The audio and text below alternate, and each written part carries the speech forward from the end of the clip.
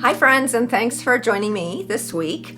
I'm going to share some of the things that we have learned in my office. Now we are about a year and a half into our weight loss program, which has been an incredible success.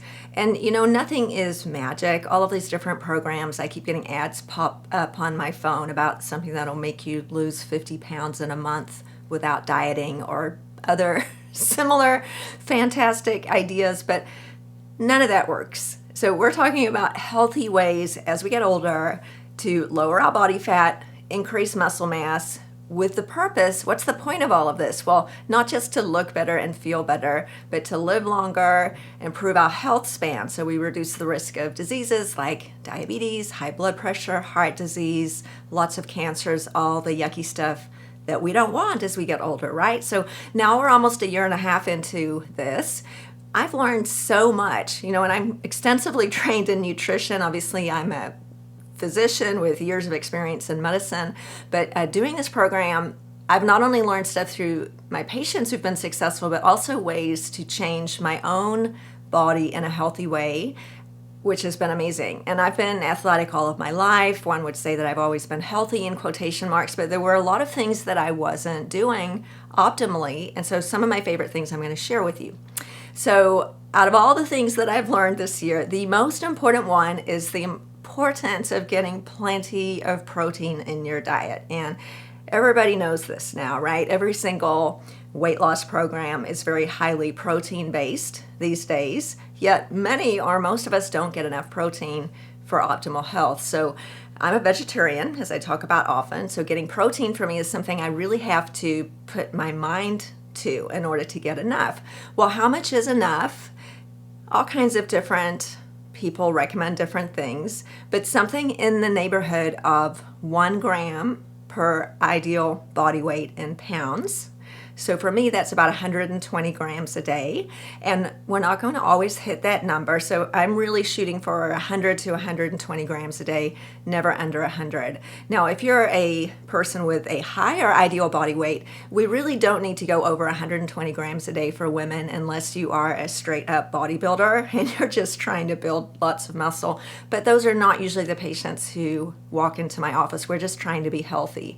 So why do we need to eat protein and where can we get it? So really simple, if you eat meat, fish, or chicken, which I'm going to assume most of you do, a female palm size, like my palm size piece of lean meat, fish, or chicken is going to have about 40 grams of protein.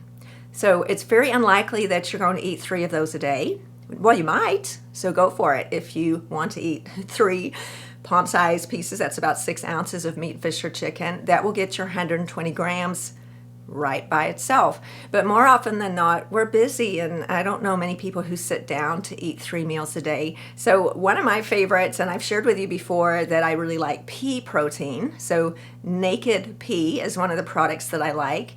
Now it does come as a powder and it's in a gigantic jar. Too heavy, I didn't bring it up here to my little video studio, but that one's good. It does come in a powder, but for something more portable, I want to share this one with you. It's called Only What You Need. OWYN, Only What You Need. This has 32 grams of protein, no sugar, and 0 net carbs, which is pretty amazing. And it's plant-based. So for those of you like me who don't like eating animal products, or if your stomach doesn't tolerate dairy, this is fantastic. I don't know where you can buy it except on our good old friend Amazon. So I order this in bulk. And this is usually one of my meals. In fact, this is usually what I have for lunch because I'm in the office, I'm working, and I can just drink it. And it actually tastes really good. A lot of these protein shakes taste terrible. This one's yummy. Highly recommend it. It's plant-based. If you're not vegan and you don't mind eating dairy, then whey-based protein shakes are really good. And this is one that is great and popular. My kids drink it. This is Lean Body, 40 grams of protein, 0 sugar. It has 2 net carbs. So net carbs are total carbs minus fiber. So you can't really go wrong with this.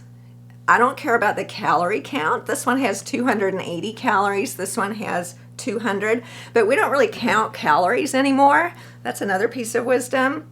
You could eat 2,000 calories of lean protein a day and lose weight, and you could eat 1,000 calories of carbs and sugar and gain weight. So don't worry about counting calories, just look at the amount of protein and then make sure that your protein doesn't have a lot of carbs, of course, sugar in it. So lots and lots of protein, that is so important.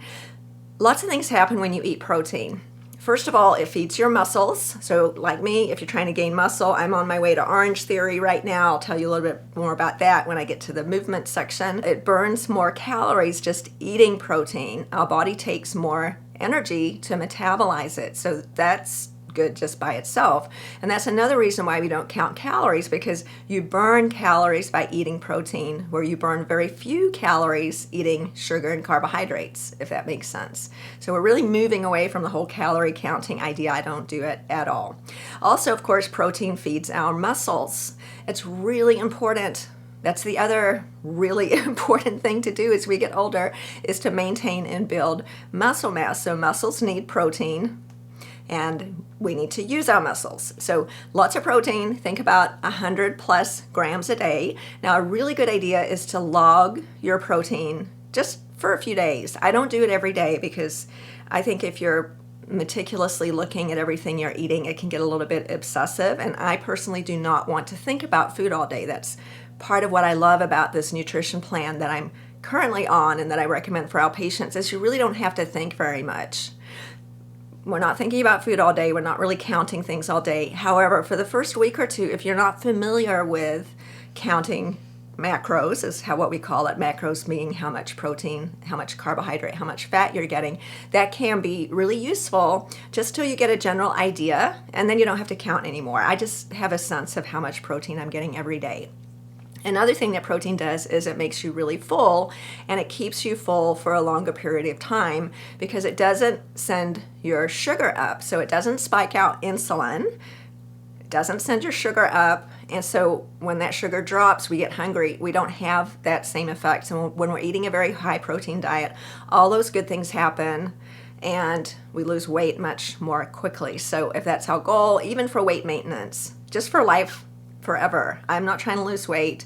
I'm just trying to maintain my muscle, hopefully build a little bit, and stay healthy. So lots of protein. That was a secret that's not so secret that my very great trainer, Kelly Workman, thank you, really pushed into my mind, that we've got to get our protein in.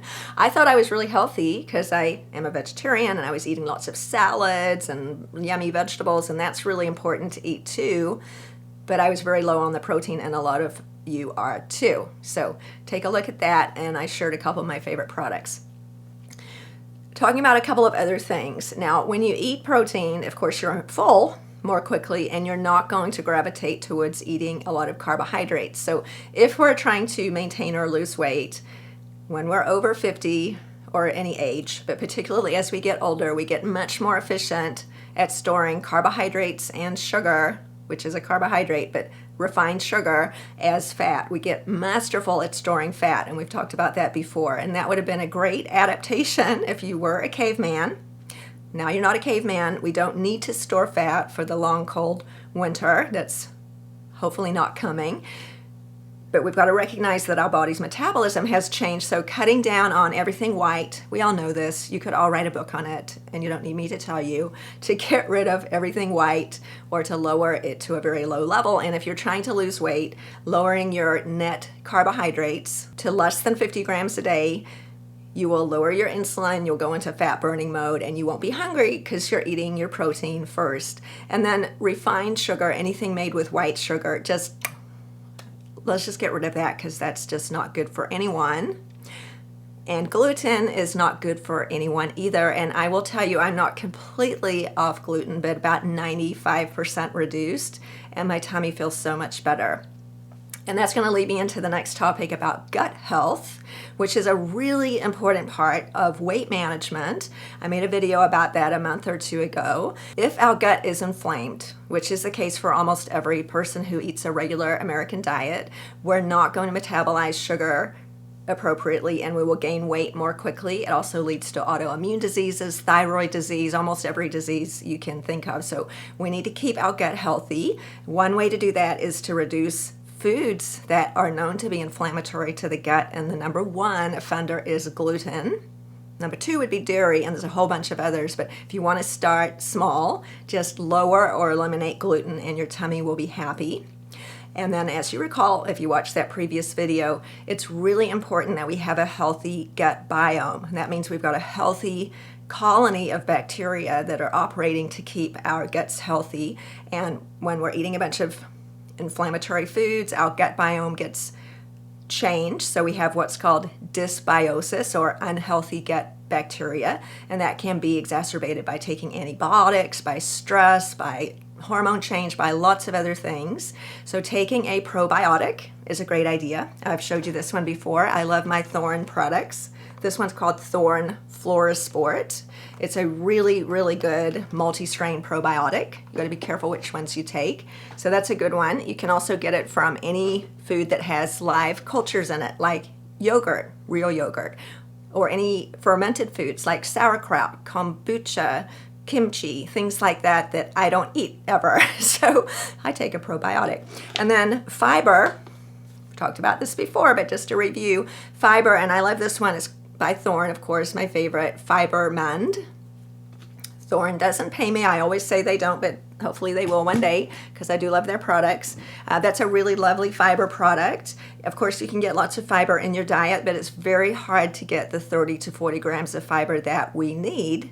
And fiber is food for those healthy bacteria. So also we call that a prebiotic. So prebiotics are food for the healthy bacteria. Fiber is also known as the prebiotic, so that's what healthy bacteria eat. So I personally take that every day to make sure I get enough fiber, and your tummy is really happy and it's not inflamed, and that improves our ability to metabolize our food, and we lose weight quicker, and that has been shown in multiple studies. So really important. That's another lesson I've learned this year. Prebiotics, probiotics, all of our weight loss patients are taking them. I'm taking them.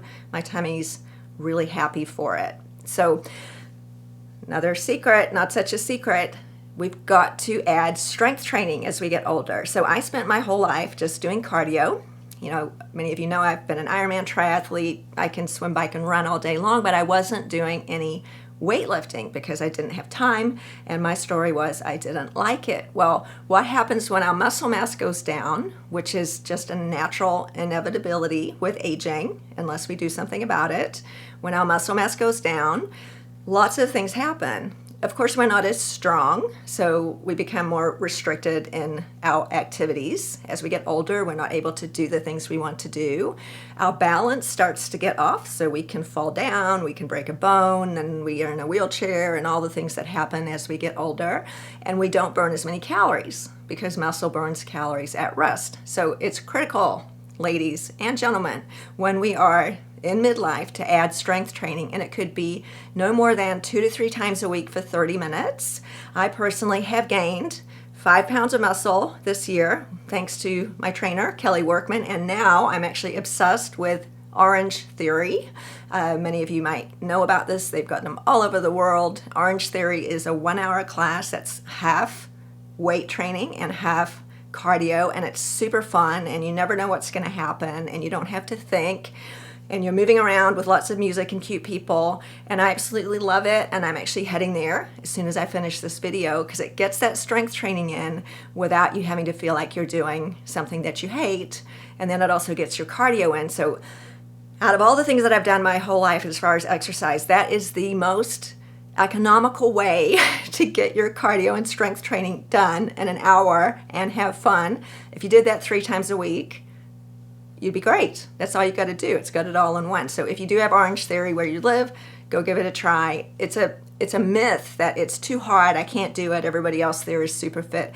I've seen people there who are 80, very large tummies, walkers, every kind of shape and size. You can work out to your own ability. So just a little plug for my very favorite Orange Theory. Okay, so the next thing that I have found that works so well for almost everybody is some form of intermittent fasting. And we've talked about all of these things, but I just wanted to put them together into a little concise picture of my favorite things. And I do this myself. I eat from 12 to 8.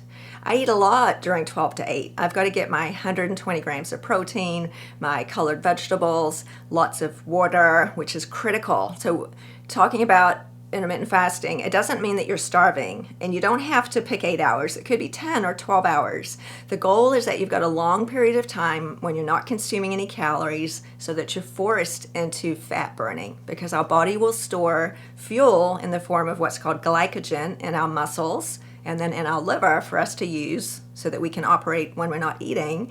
But we use that up over a period of time. So if you go 16 hours without calories, so from 8 p.m. to noon the next day, you are going to be forced into fat burning, especially if you exercise in the fasting state in the morning, even if it's just going for a walk. And that goes against everything we learned. I know I was taught that breakfast is the most important meal. You have to eat before you exercise. Actually, nutritional science does not support that you have to do that anymore. You can very easily exercise in the morning in a fasting state. Once you've got used to it, it might take a minute to change because that is a habit, and then go right into eating your high protein meals starting at 10 or 12 or whenever you start. The most important part of the intermittent fasting window, in my opinion, is the 2 hours before bed, because if we're consuming a lot of calories 2 hours before we go to sleep, then we're going to bed requiring our body to be metabolizing that sugar, alcohol, for example, or if we're drinking late at night, and we're not getting into that deep rest and restoration. Typically, we wake up early because our sugar drops, our alcohol drops, and then at 2 o'clock we're wide awake. And that cycle actually correlates with our cortisol being too high at night, which keeps us awake and also stores fat. So another little trick is just shift everything back. If you can be done with all of your calories 2 hours before bed, then you're going to sleep with low sugar, no alcohol in your system. You'll sleep better, your cortisol will be appropriately low, so your resting heart rate's low, you're really getting into restorative sleep, and you wake up feeling good, and you're able to exercise and have a good day. And so it all kind of feeds itself. So I just absolutely love intermittent fasting. And another thing that I've mentioned before that I love about it is that there's a block of time during the day that I just don't think about food. And for many of us, we've grown up being completely obsessed with food. Like 90% of my thoughts up until I was 25 were probably about food. How many calories, all the things. We were so food obsessed, and many of us still are. So it just frees the mind from that obsession that many of us have, including me, with food. So I love not thinking about it. Now, I mentioned alcohol, and I'm not a person who's given up alcohol, I will tell you that, but we often talk about choosing an alcoholic beverage that's very low in sugar for obvious reasons. Now, those would be things like gin, vodka, tequila. A dry red wine is a lot better than a sweet wine, for example, but if you are really looking to cut down on sugar, if you're in a weight loss phase, gin, vodka, tequila, almost no calories, almost negative carbohydrates, nothing that's going to hurt you if you mix it with something that's calorie-free, like Pellegrino, or just a little squeeze of lime and a non-nutritive sugar supplement of some sort. And I joke with patients, that's not a problem. You can have your tequila on the rocks with a squeeze of lime, and that's delicious. You could probably even have two. The problem with that is not the alcohol, it's that then you make bad decisions because you're drunk and then you go and eat ice cream, or at least that's what I do. So got to keep an eye on it, not so much because of the calories and the sugar, but more because we make bad decisions when we've had 2 shots of tequila, or at least I do. So keep that in mind. We don't have to give up alcohol, but we just want to lower the sugar element because alcohol is very high in sugar, especially if the bartender's pouring syrup and stuff in to make those lovely cocktails. So don't have to give it up altogether, although if you did, that would be great. Just stick with one, because then you can still make good decisions. So those are my favorite tips and tricks that I've learned over the past year and a half, managing a very successful weight loss program and also managing this 55-year-old body. And then the last thing, we've heard all over the news now about how successful the drugs are, like Ozempic, Wegovy, Mounjaro. There's a whole bunch of them, but they're called GLP-1-like peptides, and they're in the same family. They all work very well as appetite suppressants, and so we do use those, and they are absolutely fantastic. I read an article in the New York Times, I think just yesterday, about this syndrome being called Ozempic face. I thought that was quite interesting because people are finding they're losing so much weight that one of the results they're finding is their face is looking a little saggy. Now, that's not a side effect of the medication. I thought that article was a bit misleading. It's simply a side effect of losing a lot of weight. So yes, if you're 55 and you lose a lot of weight, we do look rather gaunt in the face. So we want to keep an eye on that, and we obviously don't want to lose too much fat out of the face. And if we do, luckily we've got things we can do about that too. But just to say, Ozempic face is not a side effect of the drug. It's a side effect of losing a lot of weight quickly. So if you're at a healthier weight and your facial skin and other skin looks a little bit saggy, then you can call us and we can do something like Morpheus 8 or another radio frequency procedure to help your skin to be a little bit tighter. But I did think that was interesting. So Ozempic or drugs in that category, incredibly helpful, as well as some of the peptides that I've mentioned before that elevate growth hormones. So peptides, I've done another video about recently, like ipamorelin, CJC 1295, also can be a really great additive to your weight loss program because it elevates growth hormone slightly, not in a dangerous manner, but just enough to accelerate fat burning. And so those are some things that can really help. But I'm going to say again, number one, protein intake. That's the most important thing. If that's all you did, if you just did one thing and changed your nutrition plan so that it was very high in protein, low in carbs and sugar, did some weight training, that's all you got to do. The other stuff's all extra. And that's what I have for you today. If you like this video, don't forget to subscribe. I'm running late for my Orange Theory class, so I've got to scoot. And I can't wait to talk to you next week.